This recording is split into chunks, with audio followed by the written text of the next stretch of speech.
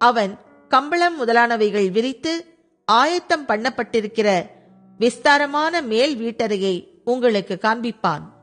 அங்கே நமக்காக ஆயத்தம் பண்ணுங்கள் என்று சொல்லி அனுப்பினார். அப்படியே அவருடைய சீஷர் புறப்பட்டு நகரத்தில் போய் தங்களுக்கு அவர் சொன்னபடியே கண்டு பஸ்காவை ஆயத்தம் பண்ணினார்கள். சாயங்காலமான போது அவர் 12 கூட அவ்விடத்திற்கு வந்தார். அவர்கள் பந்தி அமர்ந்து போஜனம் பண்ணுகையில் இயேசு அவர்களை நோக்கி, என்னுடனே புசிக்கிற உங்களில் ஒருவன் என்னை காட்டிக் கொடுப்பான் என்று மெய்யாகவே உங்களுக்கு சொல்லுகிறேன் என்றார். அப்பொழுது அவர்கள் துக்கமடைந்து நானோ நானோ என்று ஒவ்வொருவரும் அவரிடத்தில் கேட்கத் தொடங்கினார்கள். அவர் பிரதியுத்தரமாக, என்னுடனே கூட தாளத்தில் கையிடுகிறவனாகிய 12 ஒருவனே அவன் என்று சொல்லி, மனுஷகுமாரன் தம்மை குறித்து எழுதியிருக்கிறபடியே போகிறார். ஆகிலும் எந்த மனுஷனால் மனுஷகுமாரன் காட்டிக் கொடுக்கப்படுகிறாரோ அந்த மனுஷனுக்கு ஐயோ!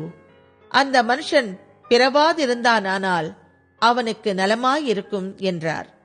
அவர்கள் போஜனம் பண்ணுகையில் இயேசு அப்பத்தை எடுத்து ஆசீர்வதித்து அதை பிட்டு அவர்களுக்கு கொடுத்து, நீங்கள் வாங்கி புசியுங்கள், இது என்னுடைய சரீரமாயிருக்கிறது என்றார்.